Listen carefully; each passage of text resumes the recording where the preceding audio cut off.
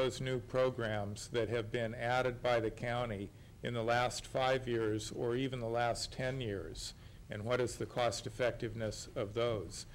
I think we should also take a very hard look at what are the mandated and non-mandated services. What is it that we're doing that we're not legally mandated to do? And there might be a lot of very worthy programs that we all support, that there's a need for in the community, but if they're not mandated, we don't have a funding stream for them. We should probably be taking a very hard look at those.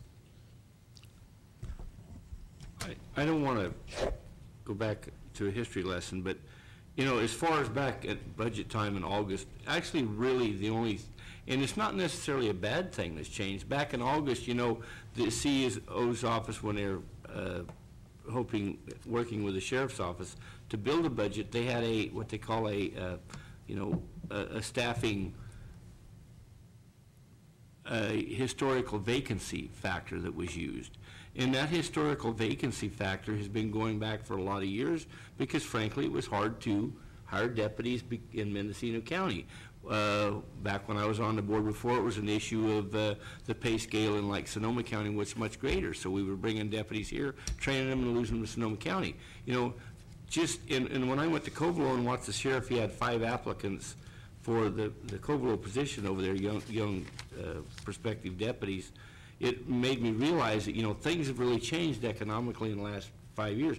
Before a year ago, those young applicants that had good, clean records and everything, they could probably win any place in the West and got a job as a deputy or work for a small city or something. But the economics has changed.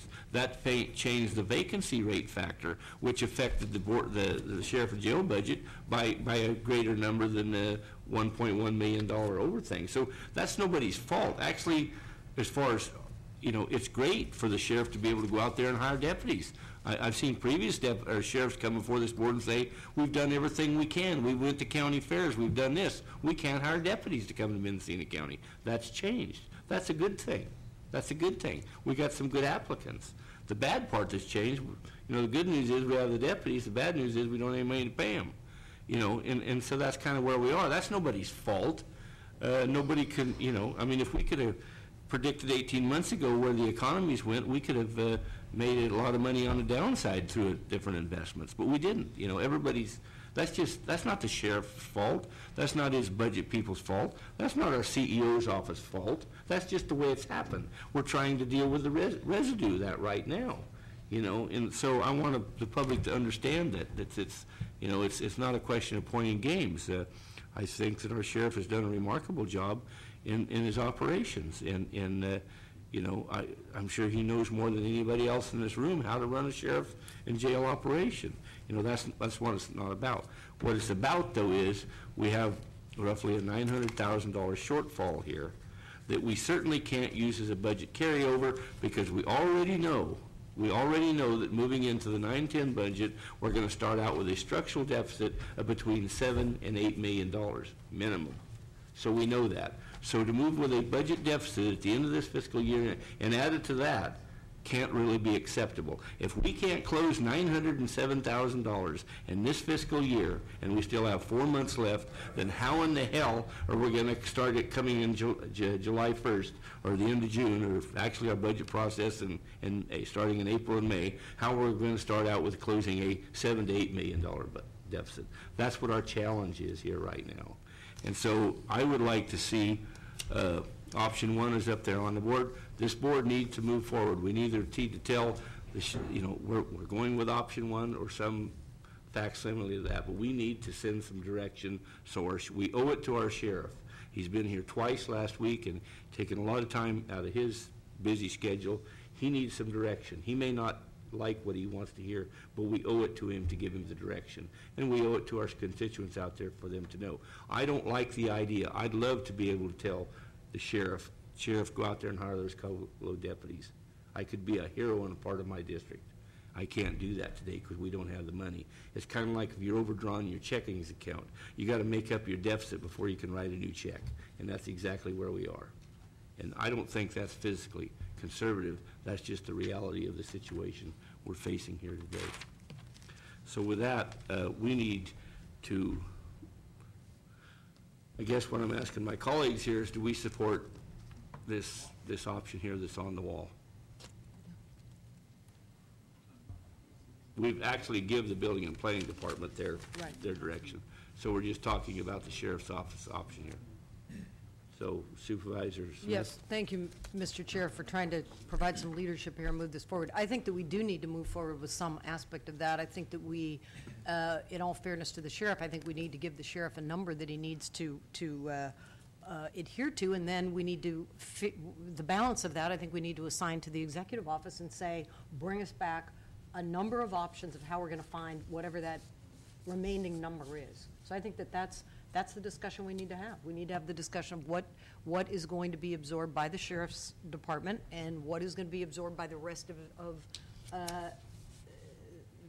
the other departments. It's been that way all afternoon. I mean, we've spent a lot of time talking around that. That's my point. We've been going in circles here. We need to hone in on what we're trying to do. And Ms. Wyatt is coming forward. Yes, I am. Jennifer Wyatt, Deputy CEO. I just want to say one thing for the board to consider. Yes, I agree with what Supervisor Smith just stated, that we need to give some direction and then deal with the remaining deficit. But one thing I really would like to emphasize to the board today is, as you all know, as your county fiscal officer, budget officer, deputy, whatever you want to call me, I come to the board you know, on a quarterly basis and give you where we stand with the department's projections and those actual numbers. And although at this point in particular time, picture in time, Allison is talking about a $907,000 shortfall. That number could change. It may change in third and fourth quarter. So what we're looking at here could be bigger or could be less. So to focus on one particular number and one little deficit and one part of that deficit, you know, for the 2008, I have to emphasize to the board that this number is fluid. And it is important for all the departments to stay within their budgets. Everything the board has been talking about today is very important for our budget going forward for 2009-10, our fund balance. We do, in fact, look through the budget process, and we'll continue and have lots of different strategies that we look at, including mandatory. I have a worksheet that I presented to the board several times. Supervisor Brown and I'd be happy to bring it back for mandated services and non-mandated services. We have several things we could look at for the board, and we'll be happy to bring it back to you and have the board's involvement and understand our budget process. And that's all I'd like to say. Well, I'd say, Ms. Wyatt, to that comment, that's probably something with the kind of scrutiny that would take to go to another level with that. That's going to be something for 09-10 that is going to be a lot more, have more impact. We've got to get to June 30th. I agree. So I think we need to assign a number to the sheriff's department for him to figure out, and he can engage in dialogue with Mr. Mitchell and come up with probably some creative solutions, or bottom line, whatever it is he needs to do, because on top of being the chief law enforcement officer for the county, he's an administrator. And I know that he can administer his budget. I know he can do it. So I think this board needs to come up with what that number is. Okay. Supervisor McCallum.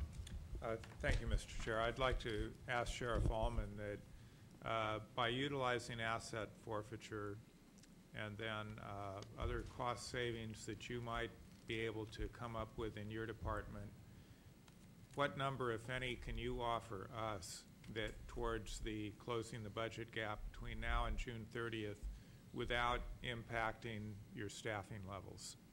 Well, I appreciate the question, and I've sat here very interested in everybody's comment, and honestly, there's comments up there that I would absolutely say are not true, and I appreciate the opportunity to address at least that question. But I assure you, and Supervisor, that and Allison and I were here talking, I've made the commitment to help with what I can. I can't give you a number because I'm not going to break the law and utilize asset seizures for things that are not legal to do. And I know that no one's asking me to do that, but I bet you there's people who are wishing I would do that, and I'm not going to do it. So give me a chance